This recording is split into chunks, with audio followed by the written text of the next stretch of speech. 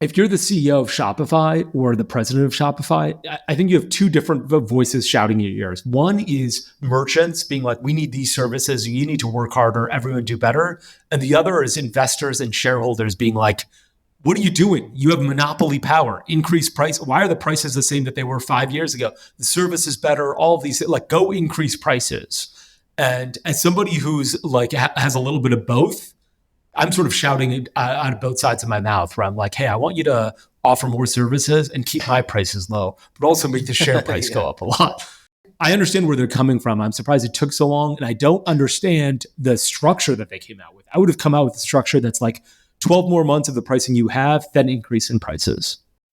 This is Limited Supply, the place for refreshingly real takes on what D2C is really like. We're your hosts, Nik and Moiz. Let's start talking about money. Hey Moiz, a couple weeks ago, I saw this company ProMix launched a protein-packed Rice Krispie treat. I don't know if you've heard of them, but the coolest part was after I purchased, I immediately got an email from Postscript CashBack, and it gave me $15 of cash that I could redeem on my next purchase, which I used as soon as my first box of bars ran out. Have you seen this before? Yeah, it's Postscript CashBack. It's a new product for them. It's amazing. Postscript is really known for SMS, but this cashback product actually increases email and SMS signups by 31%. It increases contribution margin by 5%. It's going to be huge for Postscript. That's amazing. If you want to see a demo and see how the product works, visit postscript.io/limited. That's postscript.io/limited. All right, Nik, here we go. We're on episode 8 of season 7, Limited Supply. We got a bunch of stuff to talk about. Usually we record about a week early. Right now, we're just recording 48 hours before this episode goes live. A couple things that we wanted to chat about. One is we're going to talk about Shopify. A few things have happened in the last couple of weeks about Shopify. Another is something that I found really useful when you start thinking about gross margins and selling into brick and mortar stores. I think there's this website that I didn't realize how useful it was, and it is really useful. So I want to talk to you about it. And finally, something about prepaid credit cards, which we touched on before, I think a different episode, but I think it's really relevant. And so I want to go over that as well. And we also have the CRO stuff. And the CRO stuff. Yeah, I forgot about that. That's right. Okay, great point. Let's get into the Shopify stuff then. Okay. So I'll start. Shopify sent an email to their merchants saying, hey, price increase is happening unless you lock in a 3-year contract. If you lock in a 3-year contract, you get like a decent sized discount where your prices will stay relatively similar to where they're at today. But if you don't, prices go up materially. Did you see that email? I saw that email, yeah. Where were they, I don't have a Shopify store. Where were they increasing prices the most? Was it the monthly fee or was it like the percentage that they take? Where was the highest price increase right there? To be honest, I'm not actually 100% sure. Let me pull up the email right now. I believe it was in the payment processing fee. I think that went up. I think the monthly fee went up like $800 or something, from like $2,000 or $2,300 to $2,800. And then there was a monthly, like the processing fee also went up once you hit a certain amount of revenue. As I understand it, every like merchant got a slightly different email. I'm not entirely sure this was the case, but I think they wrote like, don't share this email with anybody. And so all of the merchants that shared it, wouldn't want their name used. But I think everyone might have gotten a different one. I'm not entirely positive. Yeah, I'm not 100% sure. What do you think drove them to do this, I guess? My first thought was Vista Equity Partners. That was my first thought, is your voice saying Vista Equity Partners. Okay, so I found the email. So, at Shopify, our mission is to build the leading commerce operating system. So basically the 2023 standard rates on a 3-year term, which would keep the same pricing as what was there before, has $2,000 a month for the monthly platform. And the third-party transactions, if not using Shopify payments, is 0.15. That goes up to 0.2. The monthly price goes from $2,000 a month to $2,500 a month. The payment fees are also changed. So today they're 2.15% plus 30 cents for domestic charges. They're going to change to 2.25% plus 30 cents for consumer and 2.95 plus 30 cents for commercial. And then for Amex, it actually goes down. So right now it's 3.15. It goes to 2.95. And then in person with the terminals, it goes down from 2.4 to 2.3. So basically, it's the monthly fee goes up $500, and the credit card fees go up 0.1% for consumer. Unless you signed a 3-year contract, right? Correct. If you sign a 3-year contract, then you keep the same rates, basically. If you sign a 3-year contract, do prices remain the same, or is there still a price increase? No, if you sign a 3-year contract, prices remain the same. If you don't sign a 3-year contract and you continue to go with Plus, then your processing fee and your monthly fees go up. Yeah. So I guess there's a few things to mention here. One is this really applies to Plus and not like lower ends, as far as I understand it. I didn't see this email going out for people who are on Shopify Advanced. So what did you think of the email? Like, did you think this made a lot of sense for Shopify? Tell me like what your thoughts were. It was timed right around when they dropped the winter editions, which just came out. Did you see any of those updates? Yeah, a little bit. Tell me what those updates were, though. So the main updates that I thought were interesting, one was combined product listings. So, you just have a bigger parent SKU. Think if you have body wash, you have different sizes and you have different scents. That's all basically under body wash versus the different scent of body wash. Subscriptions are now natively integrated. Single page checkout is the new standard. Shopify checkout is now available to be used in a mobile app, which I thought is interesting. Shop Pay also now works anywhere. So it's live on Everlane's site, which is not a Shopify site. And then you can now sync reviews from your site, using Okendo into your shop, into the Shop app. So you can sync reviews. Those were the main updates. But honestly, with this email, I feel like it caught people off guard. Like, I don't think anybody was expecting this. There was no sort of messaging or communication of, hey, we're updating our systems to do X and therefore we need to charge more. Like, there really wasn't any justification for the email. It just kind of came out of nowhere. And I think a lot of people too were like, I remember seeing it on Twitter because people were just like, wait, is this real? This just came out of nowhere. I had several thoughts. One was I thought that this might mean they were going to like miss earnings because it came out right around the time that they were releasing earnings. And usually when you announce like layoffs or an increase in prices or something, right around the time that you're announcing earnings, you're going to have a little bit of trouble with your stock. And so like an increase in prices is going to make it go like, sort of buffer the fall. Here, there was a fall anyway. I think Shopify beat earnings like what the street expected, but the stock is still down 11% over the past 5 days, which is a lot. Like, we're talking about $10 billion off their market cap wiped out. So that was a little bit surprising to me. The second point that was surprising was I was like, why are you doing the same pricing for a 3-year contract? The reason that a Shopify Plus store is going to get off of Shopify Plus if they go bankrupt, basically. Like, why are you trying to lock them in for a 3-year contract? They're not. What are they going to go to? Magento, BigCommerce? You're sort of the only game in town right now. So I'm not sure what the benefit is for a 3-year contract for them. It's not like they get all the money up front. It's not like they're like, hey, we're going to charge you $2,000 a month for the next 3 years. You need to pay us that $100,000 right up front. They're still charging you on a monthly basis. And so that was a little surprising to me too. I didn't understand why they wanted a 3-year contract for basically what is a very solid position that they have. So I didn't understand the rationale of it. I'm actually a little bit surprised that they didn't do this much earlier. When we had Harley on at the podcast, on our pod, like this was probably 2 years ago, one of my questions to him is, why have you not increased pricing? Like, it makes so much, like, you have basically monopoly power at this point. Like, everyone's talking about switching to SendLane, or like, certainly that's a buzz on Twitter. And the switching costs from like Klaviyo to SendLane are like pretty high. You have to spend a lot of time redoing your emails and getting, redoing all of your flows, all that kind of stuff. The switching costs from Shopify to another e-commerce platform are massive. Like, if you're on Shopify Plus, you probably aren't really thinking about switching. If I were a customer or merchant on Shopify Plus right now, I'd be like, let me just sign the agreement. Like, worst comes to worst, I go bankrupt and I don't have to honor the agreement anyway. Best case scenario, I just save money. Like, I'm paying the same pricing for the next 3 years. It's not like I was going to go from Plus to, something else. Right. Yeah. No one's planning to leave Shopify.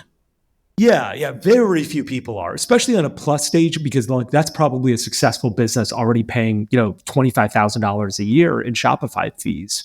So I really didn't understand, like, if they want to increase prices. I understand why you'd want to do that. You could even say, look, we're going to give it to you one more year at this price. Next year, prices go up. I think this is one of those like instances where it's really hard because if you're the CEO of Shopify or the president of Shopify, I think you have two different voices shouting in your ears. One is merchants being like, we need these services. You need to work harder. Everyone do better. And the other is investors and shareholders being like, what are you doing? You have monopoly power, increase price. Why are the prices the same that they were 5 years ago? The service is better. All of these, like, go increase prices. And as somebody who's like has a little bit of both, I'm sort of shouting out of both sides of my mouth where I'm like, hey, I want you to offer more services and keep my prices low, but also make the share price go up a lot. Right. So I think it's, I think I understand where they're coming from. I'm surprised it took so long. And I don't understand the structure that they came out with. I would have come out with a structure that's like 12 more months of the pricing you have, then increase in prices. I would have thought that because they've been trying to make a bigger push behind the in-store point of sale systems, I would have thought they would have been a lot more competitive with those rates, but they're not. I go back to the same thing, which is like, what are you going to do? So you have like if you're Allbirds and you're on Shopify and you have your stores and you're on Shopify, you're on Shopify Plus, you're using their POS system too at your stores. Like, don't you want everything integrated? Do you really want to have a different POS system that you have to pump into Shopify? It just seems like they've got so much monopoly power there that they could increase prices. Like, I think that like maybe incentivizing point of sale system. I think if you're a brick and mortar store on Shopify, you're already using their point of sale system. I know a few brands that don't, just for the connections they can get outside to other tools or loyalty systems and whatnot. But, Who's an example I think you're right. There's one brand called Mixology Clothing. They don't use Shopify POS, and it was because some connection into like reporting tools and or loyalty programs. Okay, makes sense. I went to Viore over the last couple of weeks, and I like bought something from their store, and I was like, "What POS system is this?" And they're like, "Yep, Shopify POS." And I was like, "These guys are like, this is a $4 billion brand. Last time it raised money, powered by Shopify Online and Shopify POS." I'm just surprised, like the price increases. Like, what? Like, think about if you're Viore, what? Are you going to even hesitate 1 second? You're like, yeah, I'm in this. Like, 3 more. It'll probably take me 12 months to migrate to another platform already. So, a 3-year contract doesn't seem like it's that crazy. I think it's also like, the Shopify guys trying to be like good people and being like, look, we're not going to screw you with really hard price increases. Right. Subscribe and save. Yeah, exactly. That's right. That's what they're doing. I think the problem is that like, it just doesn't make any sense. Like if you're going to increase prices.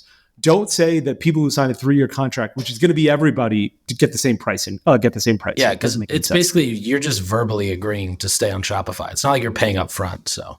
That's right. Yeah. And like, you signed a contract, but if you can't honor that contract, chances are it's because your business is bankrupt. So no one's going to hold you to it. Totally. Okay. Let's move on to this other company that I found out about. Actually, I found out about it at a dinner with you and a couple other guys, maybe a few months ago. It's been on my list of things to talk about, and it's Faire, F-A-I-R-E. And I don't know why I'd heard of Faire, but I didn't really know what they did until the dinner that you and I had. And then like the guys that were there were like, this is what Faire is. And I was like, this is insane. I had no idea that this existed. And can you sum up what Faire is for people? Yeah, Faire is essentially a wholesale channel. So the same way that, think about if you own a restaurant, you find your distributor and, that's where you buy your vegetables from or your sauces, your plates and whatnot. That is basically what Faire is for other mom and pop shops all around the country and some marketplaces too. So they'll basically go on Faire and look for products to source and, stock up on their shelves. And then they're essentially placing orders from you, the brand, in higher volume units. So, instead of five headbands, you're now selling 500 at a time. Was this the dinner at Don Angie? No, it was the one at Medusa. Oh, yeah. So you're right. So basically, it's like a website for you to find boutique stores that will sell your product. And rather than sell it retail, you're selling it wholesale. And hopefully they're buying, you can set the minimum order quantity. And what's a little bit crazy is 2 things. One is sometimes the minimum order quantity is so low that, just as a regular retail customer, you could get the wholesale discount. Like I was looking at these like Fellow, Fellow, they make like these like they make things for like coffee and tea that are like really nice. Okay. They'll sell them at Williams Sonoma. Oh, yeah, and yeah. they're Very selling nice them design. they're selling them half price at Faire, and you have to order $350 worth, which is basically like 2 items anyway at Williams Sonoma. So if you're going to buy 2 items at Williams Sonoma, you might as well go to Faire and get 4 items for the price of 2 items. And I was like, this is silly. And I spent too much time like thinking, should I do this? Like, and get the discount. And then I was like, this is not life worth hacks. Well, it's also not worth the hour of my time to figure that kind of stuff out to do that. But like, what's more interesting to me was that you can find out usually the price that you sell into a retailer is a really closely guarded secret. Like the price that Native sells into Target, nobody knows except P&G. Like, it's not information that like Unilever will know or have access to, and it's not information that we'll really reveal. And the P&G does this thing where they say equal prices across all retailers. When we're selling Native deodorant into Target or Walmart or CVS or Whole Foods or we're not Whole Foods, but everyone else, we will charge the exact same price to everybody. There's no discounts to anybody. Like, this is the price. Take it or leave it. And so Faire gives you this insane window into what your competitors are selling at wholesale prices, and also a little bit of like, how much are they selling? Because I think on Faire you can sort by like, best sellers or like selling really well. And so, there's a deodorant brand called Salt and Stone, which sells for $20. On Faire, their wholesale price is $10, 50% off. You can buy Graza, like the olive oil. Like, if I'm Brightland, remember Brightland with and Graza had that like Twitter blow up a while ago. The squeeze bottle beef. Yeah, whatever it was. Yeah, whatever it was. But if I'm Brightland, I'm like, what is Graza wholesaling into at Whole Foods or to other people? I can find out on Faire.com. And so it's this, something that I always thought was a very closely guarded secret, which is the price you wholesale into at retailers is widely available on Faire. And all you need is basically a Gmail address to sign up for it. And so I just, I signed up as I signed up and said, hey, I have a boutique store. Let me see everyone's prices. And, 5 seconds later, I'm like, okay, Salt and Stone is selling for $10 on Faire. That's crazy. And I think their MOQ is 10, which sometimes people would buy on our site 10 sticks at Native. And I'm like, okay, they could have gone on, I bet people are buying Salt and Stone. I bet somebody's bought 10 sticks on Amazon and they could have gone to Faire and saved half off. This is also too where you get competitive Amazon sellers with your own brand, though, is people who buy this stuff at wholesale and then repackage it. They'll take that Salt and Stone. They'll make a 3-pack of it in their living room and sell it on Amazon for, $5 off and pocket $25 in profit. Oh my God. Yeah. Or just forget it. Just buy it at $10. If it sells at $20 on Amazon, sell it for $15, sell it in for exactly. And you'll get banned. I'm sure you'll get banned. They'll say, don't sell to this guy anymore on Faire, but you'll buy 1,000. Yeah. Yeah. Ugh. I both hate those people and now want to become one of those guys. It's like, when you're driving, I know what we sometimes should do next weekend. Sell stuff on it. But when you're driving sometimes and you got to everyone has to merge into one lane. And there's always that asshole who goes all the way to the end and merges right in the front and doesn't have to wait in line. I'm always like, I hate this guy. And then sometimes I'm like, let me be this guy. He just saved 5 minutes of his life. Right. And that's exactly how I feel about this, which is both that is terrible. I hate those people. And that's happened to brands that I've been affiliated with. And it's so hard to get to get back your Amazon to get back your Amazon buy box from these assholes. But also, look, you're selling for $10 on Faire, and it's make it so you sell on $15 on Faire. All of this probably isn't worth it. If there's a 50% margin, it probably is. At 33%, it probably isn't. So or 25% it isn't. So you got to you should be more conscious of that. I'm surprised that more people don't do that. When we bought Long Weekend, we realized they had a pretty decent Faire setup, and people would just DM photos of the product in store, and we had no idea who these people were.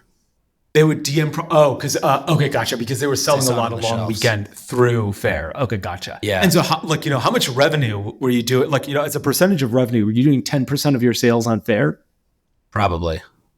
That's meaningful, actually. Yeah, and the cool thing with Faire too is if you can, that guy who came to dinner with us, Ben, his agency, Brand Caffeine, they do Faire growth as a service. And basically he was saying that, most of the game is getting in front of these people and then just maintaining and building that relationship. If you can do that, you can basically build a pretty reliable sales channel, without having a real salesperson. I wish we had a sense of like how big are big brands on Faire? Like, are the, like, is a brand doing $10 million in sales on Faire? Is there a brand doing $25 million? Are they all $1 million or less? Like, I don't really have an understanding of that. But really interesting how much information you can get. Like, you're right. It sounds like a great way to get sales. It sounds like a great way to leave your flank open and have someone steal your Amazon buy box. And it sounds like a great way for your competitors to realize what you're wholesaling at and then work towards that as well. Totally. I did buy something on Faire and I had a terrible, and the thing is, the first time you buy something, they give you a discount code too. So I was like, let me buy something and see what it's like. What'd you get? Something so embarrassing. I'm not even going to talk about it. I got it and I was like, oh, this is fucking terrible. I'll talk about it. It's actually like, I wanted to get this like glass little bottle that held matches because it looked adorable. And I have like candles in my house. So I was like, okay, let me put this near the candles. And then the glass bottle ended up being this big instead of like this big. And it looks terrible. Like 2 of them came broken. It was a terrible experience. But damn. You get what I was like, I get what I pay for. Yeah, that's right. Yeah. I got the 50% off and 2 of them are broken. So I paid full price. Yeah. That's awesome. Okay. Should we do the audit the website or the prepaid credit cards? Let's talk about prepaid credit cards really quickly. Yeah. Let's do the credit cards. Let's talk about it for a minute. Nick, Postscript is sponsoring this podcast, and I'm so excited about that. I'm an early investor in Postscript. In fact, I think I was one of the first checks that they received when they graduated Y Combinator. When they sponsored the podcast, they told us to talk about their cashback product, which is amazing. I know I've talked to Ben at True Classic Tees. He really loves their cashback product. But I don't really give a shit about that. I want to talk about what I want to talk about, which is they're so good at SMS. Postscript is what Native uses for SMS. We signed up really early on with them at Native and really loved it. Unlike Attentive and Klaviyo, Postscript really focuses on SMS. They don't do email. They don't do anything else. So they're best in class at that. They created this amazing on-site opt-in for text messages. So you don't have to go to another page when you're signing up for text messages if you're using Postscript. I remember when they launched it, they had this amazing launch party. I talked to Cody about it, Cody at Jones Road Beauty. He said that when they launched it, it increased their signups for mobile signups by 82%. They saw 3x the revenue beyond their initial forecasts. It's really fantastic product. I really love that Postscript focuses exclusively on SMS and not on email and all this other stuff. If you're thinking about adding SMS or switching SMS providers, you should think about Postscript. Go to postscript.io/limited supply to learn more. One of the things that I think about is, do you remember Hubble contacts? Like, no one talks about Hubble contacts anymore, but they existed a really long time ago. And can you tell everyone what Hubble contacts was? Yeah, basically Hubble was the same way that, Harry's took shaving and made it direct to consumer, or Warby Parker did that for glasses. Hubble did that for contacts, and they were probably the category creator for it at the time. And they raised a ton of money. They built a huge business, and what I think you're going to talk about is what I think is some of their best work, which is basically how they continued to charge cards and, keep their subscriptions alive. Yeah. That's right. I know the guys somewhat well. They named it after the Hubble telescope. I read that somewhere. They didn't tell me that, which I thought was interesting. And yeah, they sell contacts direct to consumer. And their offer, they were really smart about testing offers. And today, it's pretty common sense to test offers. I think they were back in 2015, 2014, 2016, it wasn't common sense. Super aggressive. And so they were like, okay, what works better? They're like, should we offer no discount? Should we offer completely free for your first month? Should we offer $1 for your first month or $3 for your first month? And so it was like free plus $1 shipping and handling, free plus $3 shipping and handling, no offer whatsoever, or free entirely. And it turned out that free plus $3 is what worked out best for them. So basically, your first box would be free, and you charge $3 now. They're like, if we have $3, we have better retention than $1, so we charge $3, or lower CAC or something, and better retention. So they ended up charging $3. Again, this was 5-7 years ago, and so this wasn't really that clear. But today, there's so many, you can get credit cards that change numbers, or prepaid credit cards pretty easily. And so when you make a purchase, you don't sign up for a subscription because you only have a one-time use credit card that disappears after you make the purchase. And so that got me thinking about all these welcome offers. You could sign up for a welcome offer, and when they go to charge your card again, the card doesn't work because you've done a one-time card. And like, at Hubble, you could go and say, let me get, 2 months of contacts for $3, or like, a month of contacts for $3. You can go to Harry's and be like, let me get my first razor blade and handle for $3. And when you go to charge me again, my card doesn't work. I'm surprised this isn't more of a ramp. Have you heard of this problem at all, or it's not really a problem? Yeah, I don't think it's that big of a problem. I mean, I'm sure it happens. I feel like it's never come across to me where, it's like, oh, we have a huge amount of these issues. General fraud or chargebacks is, I think, a different issue. But as far as like prepaid cards, I feel like that hasn't become a huge issue. You use prepaid cards? Well, not prepaid cards, but I use this credit card called X1. And in the app, I can just make like they have what's called like a trial card. So it's like basically it'll charge once and then it will never charge again. And there's also like a 24-hour card. So it'll be active for 24 hours and then immediately kill itself. So I'll use that sometimes when I sign up for stuff and I just know I'm trying to take advantage of the intro offer and never want to be, dealing with it again. Yeah. So let's be clear. And that's exactly the problem I'm describing is X1 and you. Do you see this a lot though? I see it a little bit. And I'll tell you 2 things that I see happening. One is I see it getting more rampant as more as soon as American Express says, you know what, we'll also generate a one-time use card. We'll also generate a 24-hour card, a trial card. And 2, I see it more amongst millennials than I do the older demographic. So I don't think a 50-year-old woman is going to be like, let me take advantage of this trial offer with a one-time card and let me sign up for an X1.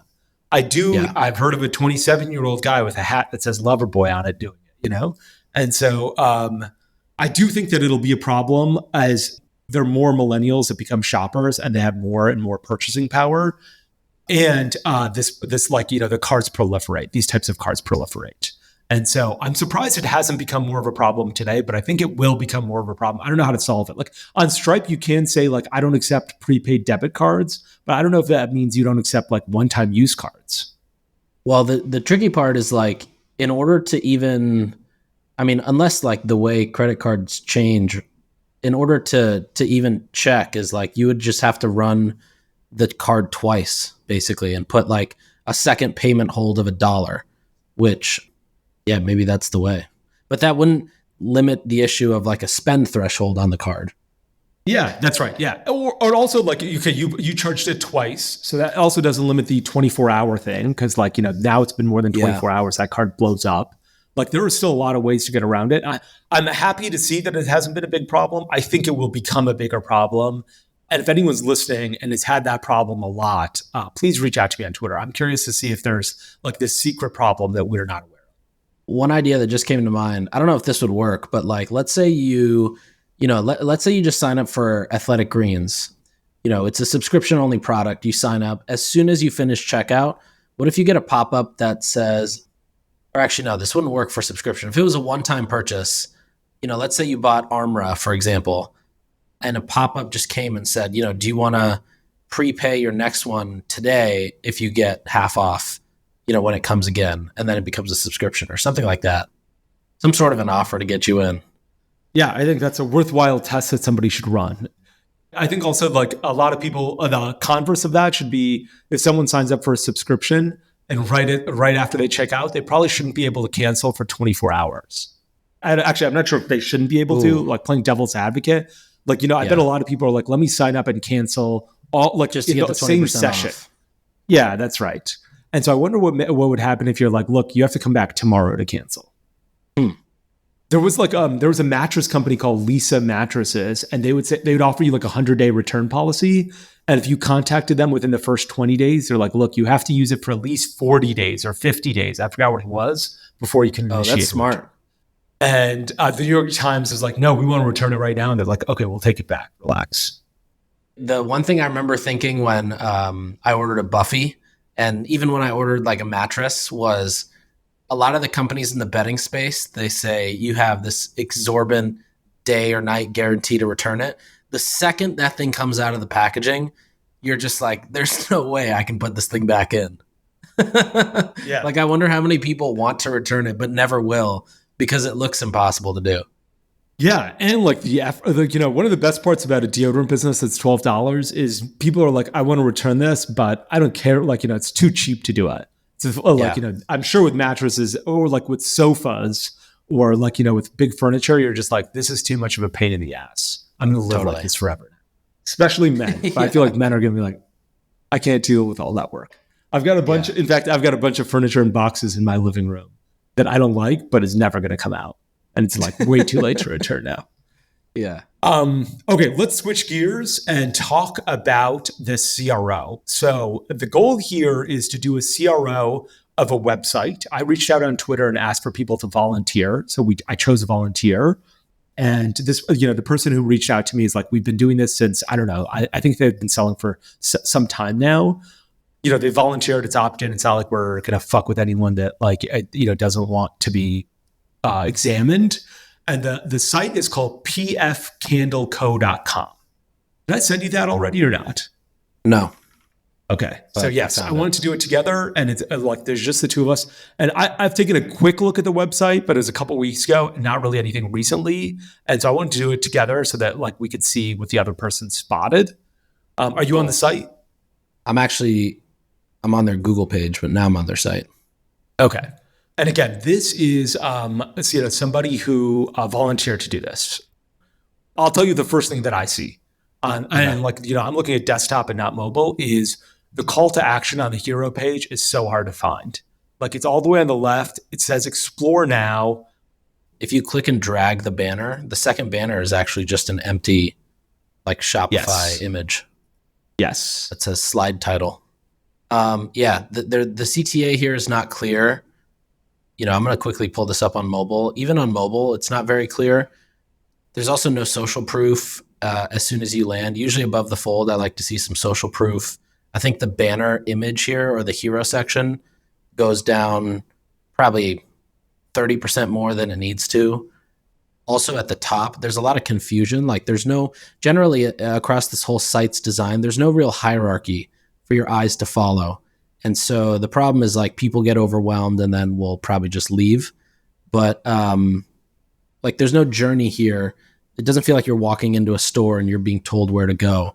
You're kind of just looking at like a marketplace of the products they offer. So I think the CTA on the homepage could be much better. I think, even adding a customer quote next to the candle that talks about the scent. The photography here could be better, I guess. Just standing out more, maybe even adding some ratings here, like you got 3 candles here, maybe tell us about them a little bit more. Anything else you'd add on like the first hero section? Yeah. So the photography, I do like this matchbook on here. It looks like very vintagey. Yeah, it looks cool. I kind of like, I like where they were going with the photography, although it might not be the best photograph I've ever seen. Yeah. I think the hardest part for me is like the, call to action button. And you're right. Absolutely. That there's a slide on the hero image and then it goes into a blank spot. And, this company's been owned and operated since 2008. I think they've had this website for a decade. So you can't have an empty hero image. The other thing I would say is that there's a lot going on. Like there's a chat with us on the bottom right. There's a referral program on the bottom left. There's a handicap button on the bottom left. There's a scrolling thing at the top, which gets me a little bit confused because I'm like, what am I reading? Wish you were here. And then the Wish You Were Here, the archive collection. I'm not sure what that is. So I think you're right. On the hero side of things, there's just a lot going on and probably a little bit overwhelming, even for me. And I'm used to seeing these types of websites. Like chat with us, referral, and handicap all at the bottom. That's a lot going on at the bottom. Yeah, I agree. And I doubt a lot of these things get real engagement because there's so many options of things to click. On the note of product photography, the best way to think of it is your photography should basically look like at any time the photograph was taken, it all should look like it came from the same shoot. And I think also just have, cadence is actually probably my favorite example for product photography. Just brightly lit, clean backgrounds, easy to see the products. But over here, there's a lot of like conflicting photography styles, which also doesn't build that trust perception when somebody's coming to the site. Yeah, that's fair. And you also don't know like what kind of brand is it? Is it like vintagey? Is it like, moody? Is it like clean? Like what is it when there's different types of photography going on? Yeah, there's also a cool section, the PF difference, but it's pretty far down. Like you see information about the stores before you see the PF difference, which I think is probably worth bringing up. Maybe even designing in a bigger way so that it's easier to understand. Yeah. And then I think the navigation is another big opportunity. You're not really being directed to go anywhere to start. And then the last call out I'd have is I doubt a lot of these icons on the top right get clicked, but the cart for sure does. And it's completely empty when you open it. There's no suggested products or upsells or customer reviews or anything encouraging you to go back. Wow. I've never thought about doing like putting stuff in an empty cart to get you to buy stuff. Maybe you should just start if someone hits a cart without anything in there, just put stuff in it. Yeah. Put your bestseller in it. No, I don't think you could do that, but that is really interesting. Just be like, you don't have anything in the cart. Here's what we recommend. Here's our bestseller. That's a great idea. Agreed. Well, yeah, it's your idea, so I'm sure you agree. Okay, let's go to the collections page. I went to new to the PF collection, so it's basically collection / what's new. Okay. I like this page. Like, it's a much easier to understand collections page. Although, like, I'm not sure the sort. Are you there? Are you on that page too? I'm here. Yeah. Okay. Like the sort is really big and takes up a lot of room. I'm not sure if sort needs that much room because it like brings down all of the other images. I sort of like what they're doing with like a clean background and then this hover over effect, which gives you the background of like nature. That's interesting. It helps me understand the brand. I like that they have reviews on the top few items. I wish that instead of just saying new, although this is the new one, I wish they would also say bestseller, like bestseller in this collection or something like that. It's all the way down, I guess, under it says bergamot. I don't know if those are actually the bestsellers. Maybe it's this Inoki cedar. It says bestseller. If that's the bestseller, I'd probably put it at the very beginning because like that's what people are going to love. Yeah. The other thing I would probably do here is, I'd possibly put number of reviews to give it more credibility if you have a lot of reviews. If you don't, I'd probably keep it off. Let's see if they've got a lot. Guess they don't, but yeah, 14 reviews. Okay, yeah, I would keep it off then. Yeah, I would also add that the top here where it says new to the PF collection, the hero doesn't really, like the imagery there doesn't really do anything. Makes sense. The product's not even in there. And this is probably an opportunity to showcase. A lot of times, like if your product is being linked to from a blogger or any sort of press, it usually comes to the collections page.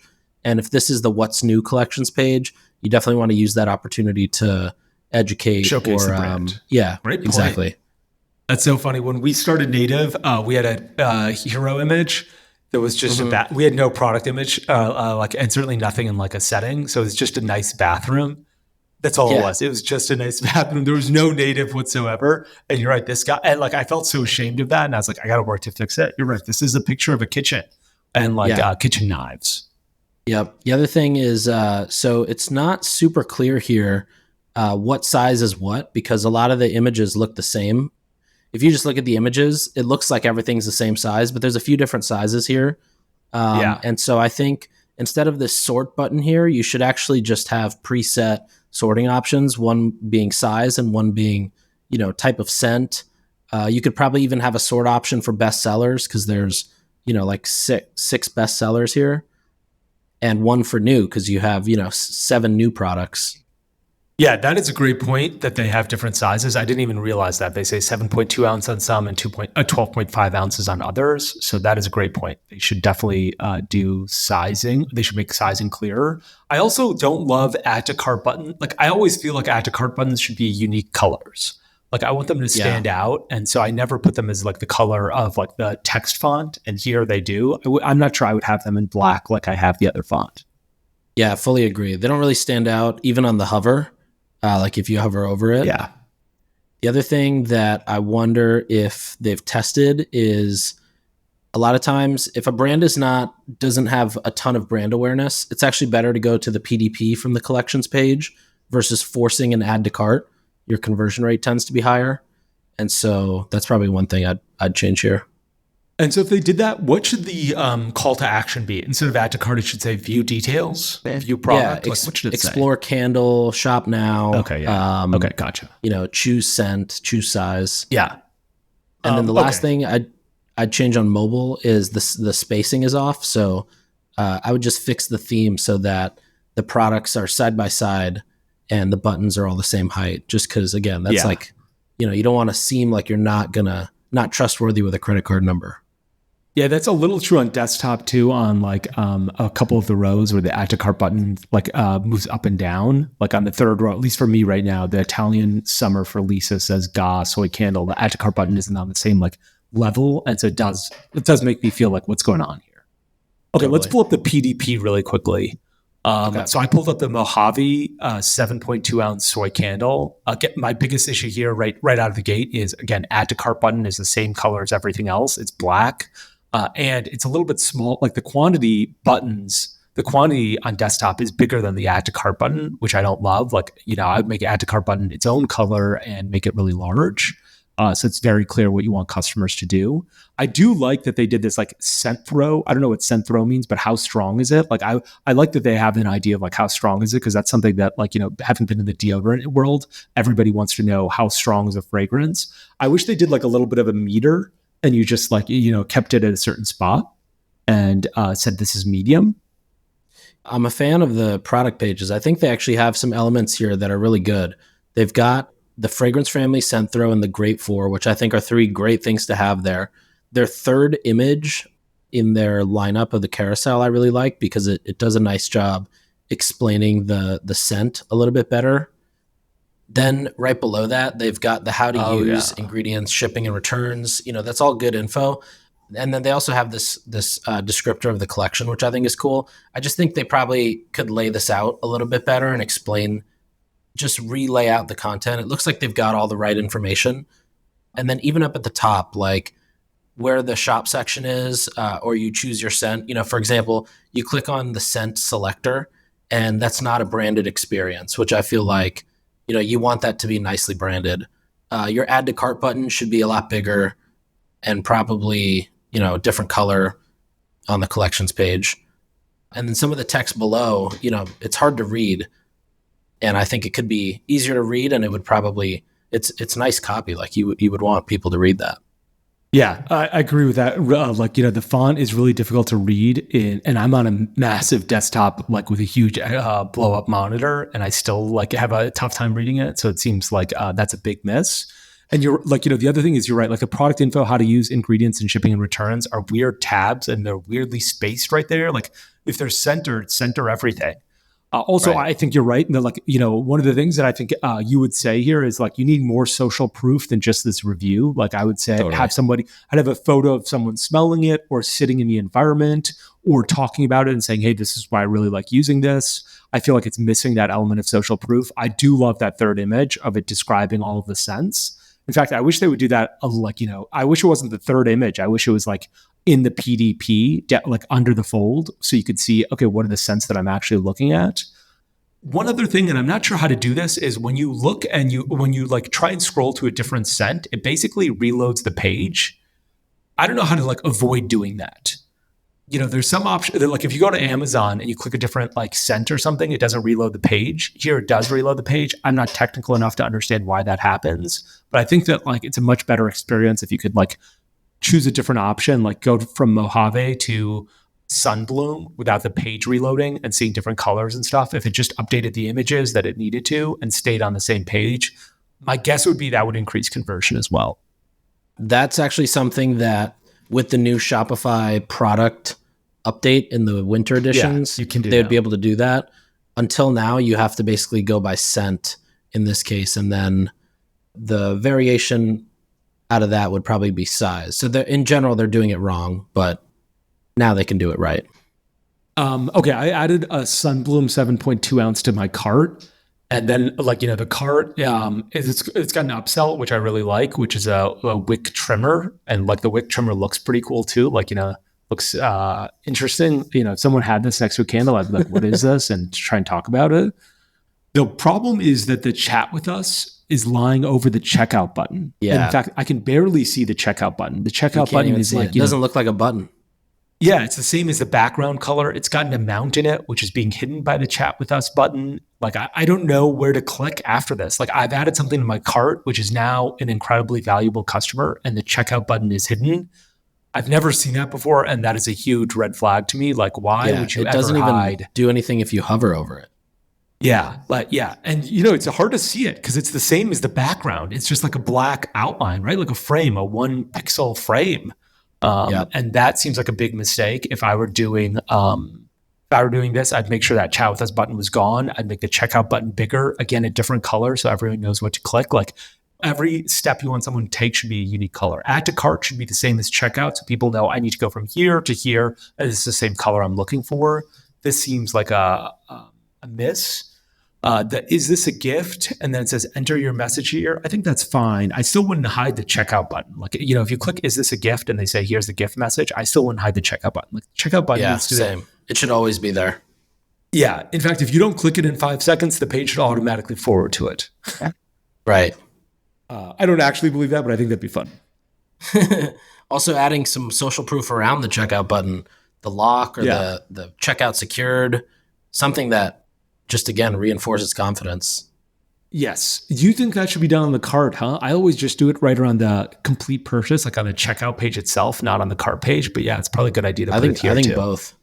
The other thing that is one of my favorite tricks from the native cart is just putting your discount code in the slide out cart. Don't make people wait till shop pay checkout comes through because they don't know that sometimes. Oh, for sure. And they might bounce if they don't see that.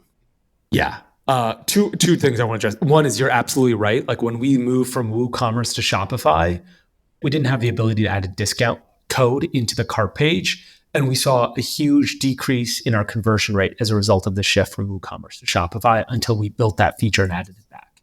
And there was one time where in WooCommerce, we accidentally hit it and instantly, you could put the coupon code on the cart page or the checkout page. And when we accidentally hit it from the cart page, we instantly saw an increase in CACs and a reduction in conversion rate because people were like, I have a coupon code. I don't know where to put it. I'm on the cart. I'm out. Like it can't just be on checkout. It has to be on cart as well. That is a great point. I didn't even realize that. The other thing is, you're right. Like, if I were going to put social proof around the checkout page, I'd also put like a return policy. Like, they offer free 30-day returns. Like they should say fast returns, easy returns, fast shipping, checkout secure. Like they should have those types of badges around checkout to encourage you. And here, instead, they put another button hiding your checkout page. Agreed. Okay, well, that's a wrap. That we went over their homepage, their collections page, their product page, and their, pop-out cart. That's fun to do, though. Like, I realized, it's fun hearing what you have to say about those things. I know you do this all the time for, like, a living, and we sort of talk about it generically, but it's really fun to hear you talk about it specifically, because I'm like, oh, yeah, I didn't see that. Yeah, maybe what I could do for the next episode, I can come with, 20 easy things that most people could apply to their site. And probably see an increase in conversion. I'd love that. That'd be awesome. Cool. All right. Until next time, thanks for joining us for episode 8. Thanks for tuning in. We'll be back next time to cut through the noise in CPG, retail, and e-commerce. And if you enjoyed this episode, then why not share it with a friend? And be sure to subscribe wherever you listen so you don't miss the next one.